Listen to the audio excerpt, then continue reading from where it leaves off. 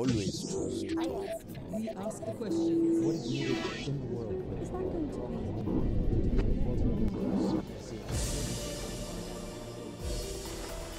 be? An Islamic caliphate, a caliph, terms now in the headlines, mostly thanks to this group, the Islamic State of Iraq and the Levant, or ISIL.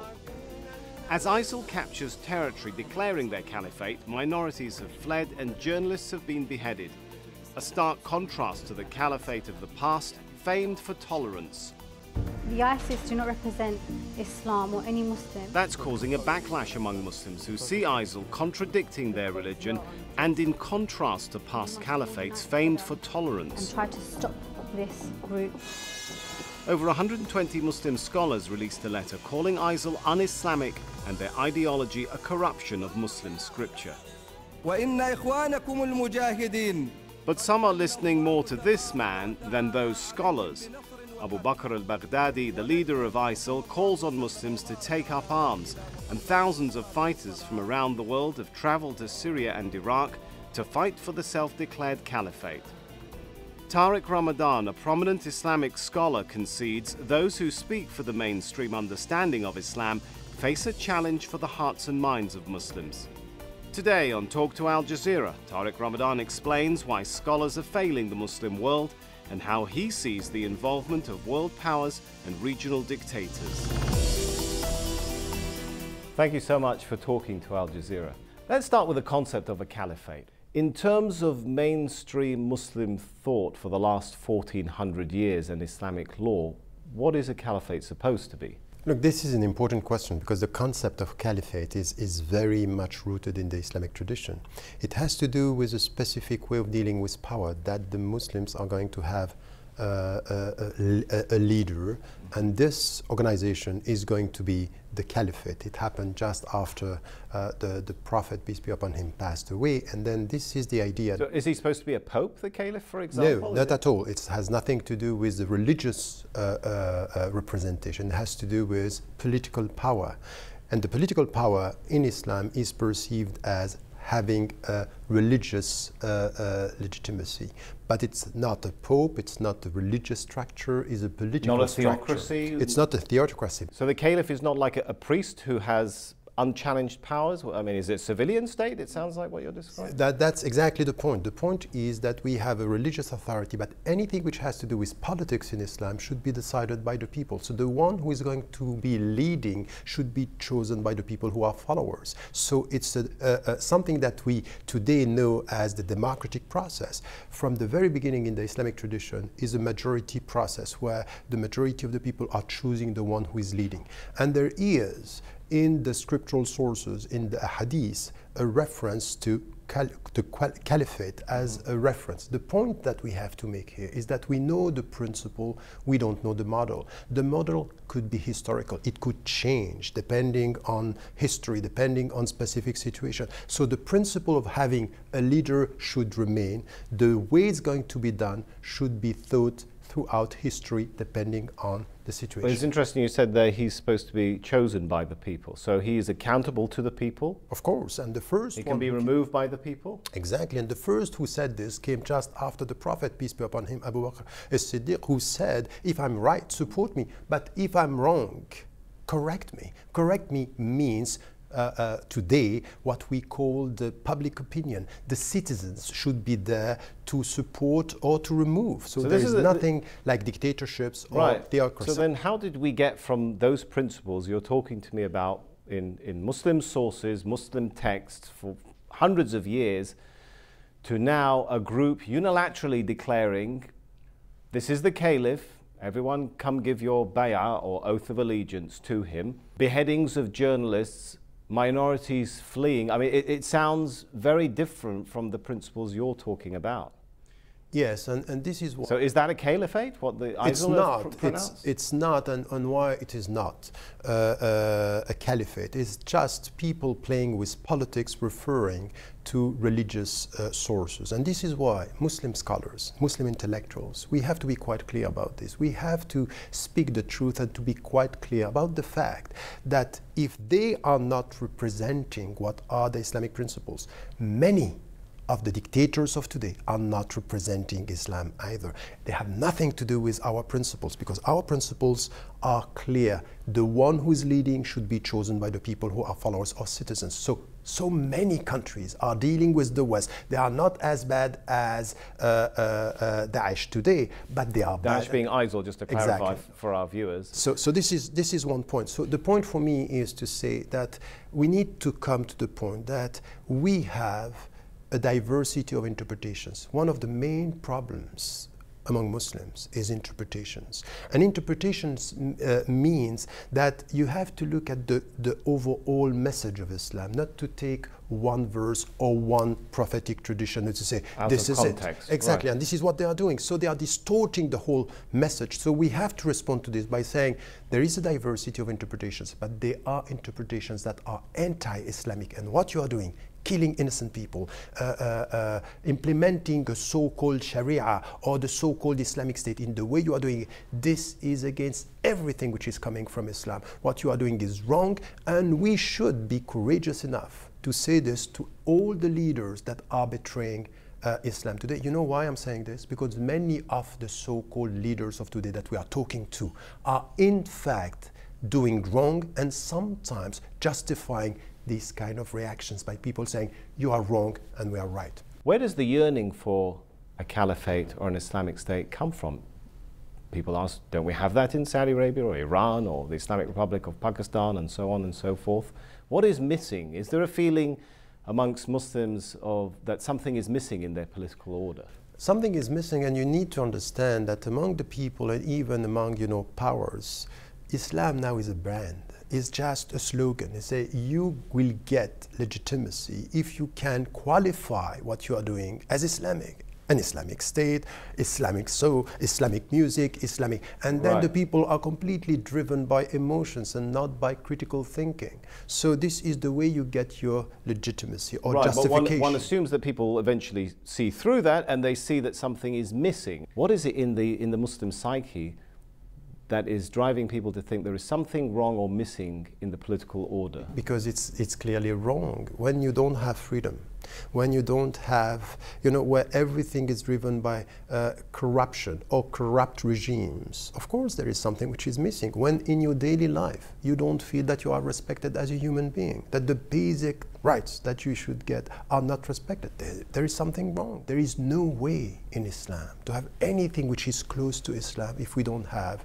an open civil society. Meaning what? Meaning that I should express myself, I can be heard, I can say what I have to say, and this freedom of expression is rooted in the Islamic tradition. And when you are asking what is missing, all this is missing. Is there also a feeling of perhaps cultural invasion? Is that part of the equation? That, yes. That people are feeling their values are being undermined by globalism or westernization or modernism? And it's true. But at the same time, we have to be very cautious with this victim mentality that we are nurturing by saying this. It's true.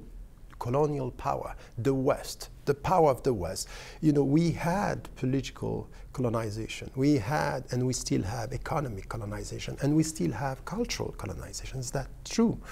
But to keep on repeating this as if everything is coming from outside, that we have to blame the West for our own failures.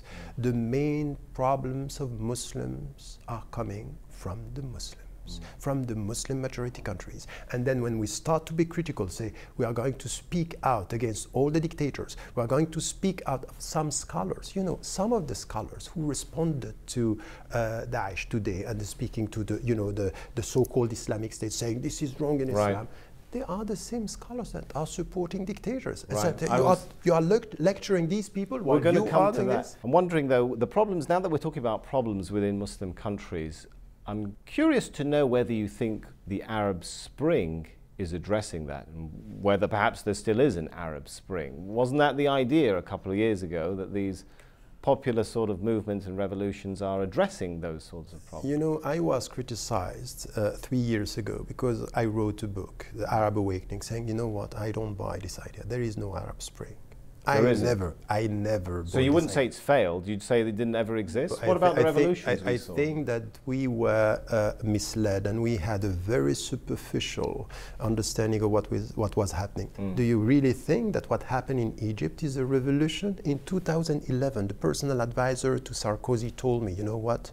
It's an internal military coup. Are you referring to the downfall of Mubarak, or are you referring to the downfall of Morsi? What Both, happened afterward? I think that that this was something that was happening within. I never bought the idea of revolution. Now, if you come to this and you try to understand what is happening now, look at what is happening when in 2003 George W. Bush spoke about, you know, we want to democratize the Middle East.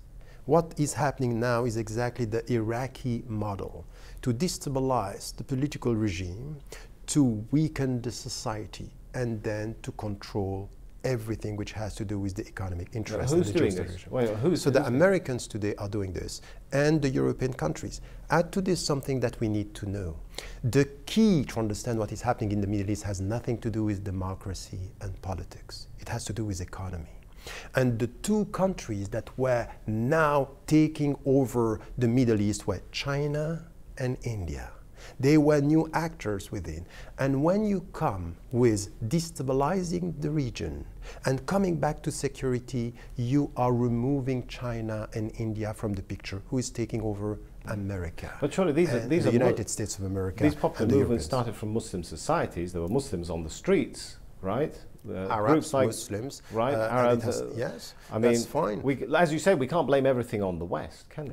No, not to blame. I'm not blaming. Right. I think that they were very smart and we were very naive. This is what I'm saying. Right. And so, who do I blame? Again, ourselves. Right. To be so naive to think that this was going to happen and this is going to be freedom. Look at what is the picture now. Which type of democracy you have in Syria? Which type of democracy you have in Egypt? The only country which is trying to find its way is Tunisia. And still today you can see that behind the scene, the French government is playing a very important role in Tunisia. Right. So don't speak about democratization in a naive way, because once again it comes to us. And what the West is doing, it's a very, very smart game to take over and to come back. Now look at the situation in economic terms. The situation is much more under control today than it was before the revolutions. Let's talk about changes then in the Muslim world. It's clear that the rise of such groups as ISIL must have found a vacuum with some level of support from traditional structure in Sunni society, right? I mean, their rapid march into Iraq, is that a sign that Sunnis have signed on to the very brutal ideology of ISIS or ISIL, or is it a sign that they're simply tolerating them, they may not agree with them, to play them off against others? It could be both. I think that first we need to understand that upstream from what is happening now on the ground, there is the Salafi trend. And the Salafi trend is supported by many Gulf states, and the Gulf states are supported by the European countries. And once again, this is very, very strange to see the people who are supporting the Salafi now coming from the other side, supporting the Americans to kill the people that in a way they were nurturing with their upstream ideology, the overall ideology. It's just unbelievable to think that there is, apparently there is a contradiction in terms. If we are more cynical, it might be that all the Muslim Democrats are much more dangerous for the West than the Salafi and the extremists, these people. And this is my point here. I am condemning all what they are doing, saying that this is not Islamic, but I am not going to support the West in the way to respond to this, because in my view, what they are doing was in fact to let them do. Are the scholars failing to be the spokespeople for the Muslim world, the Sunni world, leaving the vacuum to be filled by groups like ISIL? Look, that's a very important question, because we are expecting from the scholars to come with a religious discourse. And it's true that they have to say something, and I'm expecting from scholars to say something about the religious inconsistency and betrayal But that's not their job then to keep quiet and say, okay, I have done my religious duty by saying it's not Islamic. Because at the end of the day, it has nothing to do with Islam. It has nothing to do with Islam. What is happening now with the American bombing Iraq and Syria has nothing to do with religion. We speak about religion and we say it has nothing to do with Islam. Now let us come to the true reasons of what is happening. And this has to do with politics. And politics, the scholars are not going to speak because the great majority of them are quite in front of dictators. While the best jihad, remember this, the best jihad is a word of truth in front of the dictator, a dictator, or oppressor. which is not what they are doing. But if a group is using religion to justify its tactics, it's saying we're beheading journalists, we're driving out minorities from their hometowns in the name of religion, surely it then becomes the obligation of scholars, of thinkers like yourself, to clarify that and say, actually, you're committing an evil, not a religious duty or any kind of holy mission, right? Correct. And this is what we have been doing. I have been saying this everywhere, that this is not Islam. But I don't want to stop with this because there are games played from behind the scene pushing the people. When I was involved and I spoke with the former president of Mali. When he came to me and said, I don't understand the policy of the French in northern Mali, telling me, as I heard from soldiers on the ground, it's as if we are letting them do this to justify the French presence afterward.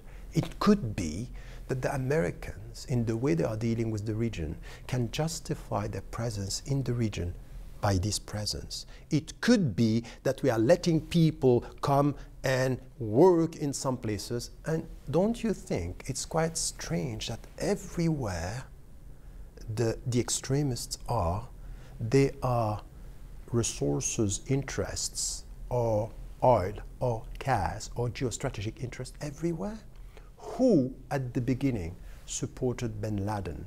Who at the beginning supported what happened in Afghanistan, to come in Afghanistan and to tell us we like the Afghani people? No, that's not true. Right, but you like the lithium, you like the gas, and you like oil over there. This is what you like. So don't tell us you like their blood, you like their richness and their wealth. Surely it becomes even more of an obligation upon intellectuals and thinkers, though, to challenge that line of thinking, to challenge that narrative and the reality that we're living in. I mean, I'm wondering whether you feel that scholars have failed in a sense when you hear news like the one we heard about in August, a Saudi national, Abu Hajar al-Jazrawi, carrying out a suicide bombing in Syria and leaving a video message calling for war in Saudi Arabia, not only against the government, but also what he calls against the Saud family's rabbis and priests. He's calling for an attack against scholars.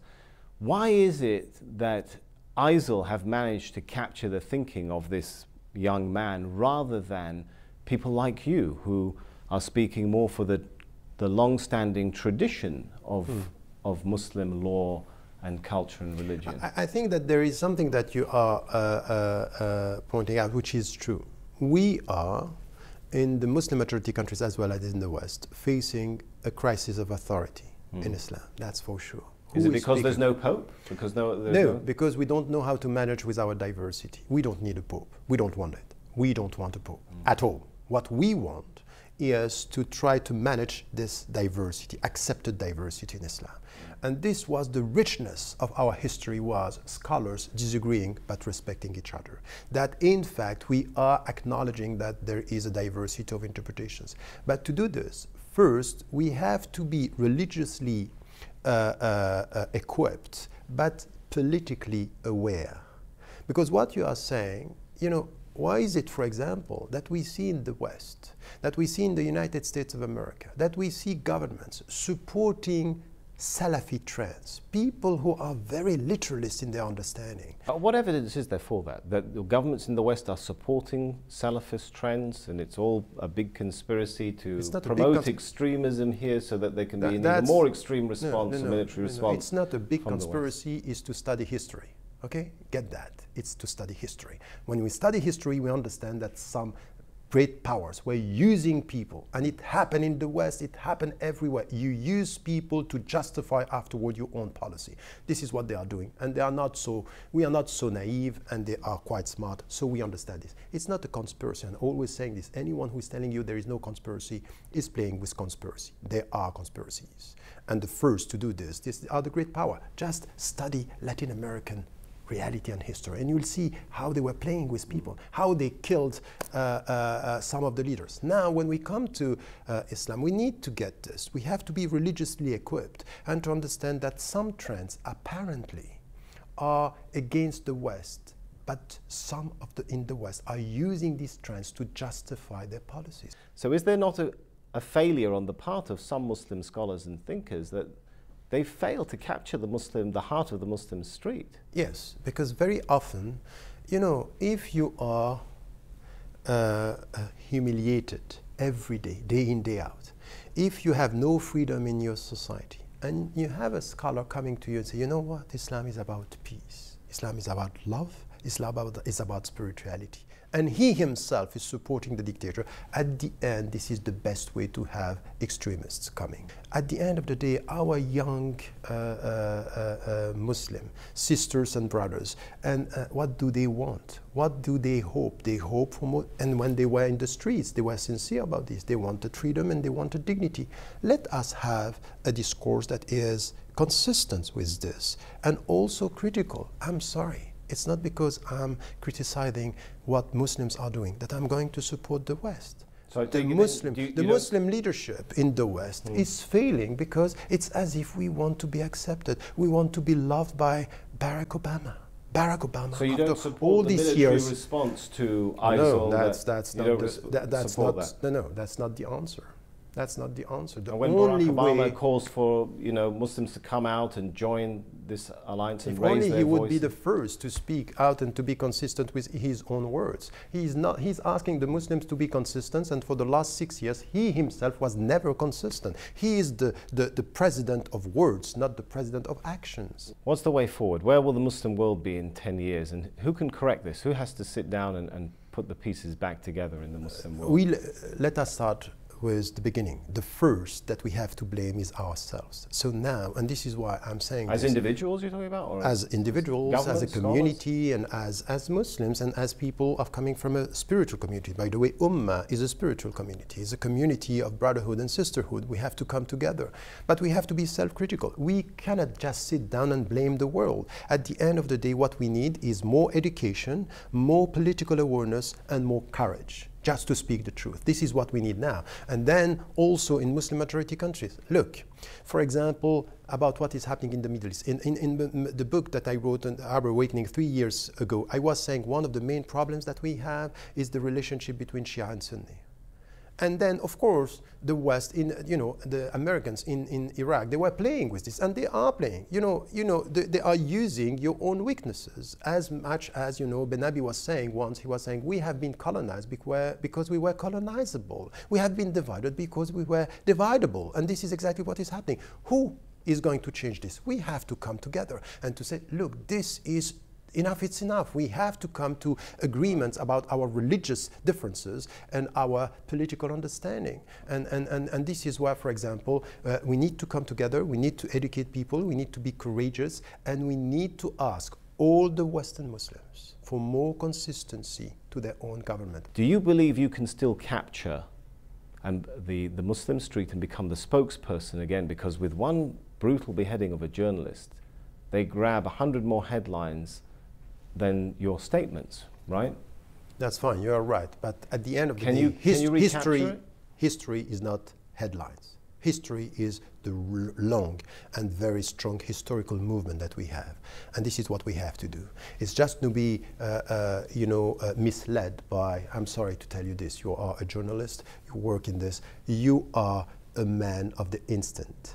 I'm trying to work with history, and I'm not going to work for the next election. I'm working for the next generation, and we have to start with this. It means education, it means courage, it means to be equipped. And what is happening in the West with Western Muslims, and what is happening in many Asian countries and even in the Middle East, is contrary to the appearance that we are facing now, quite promising, because the youth are now getting it right and trying to understand that they are not going to be misled by wrong political statements and very, very superficial religious discourse. We need to be critical with our minds and deep with our faith. Tariq Ramadan, thank you so much for talking to Al Jazeera. Thank you.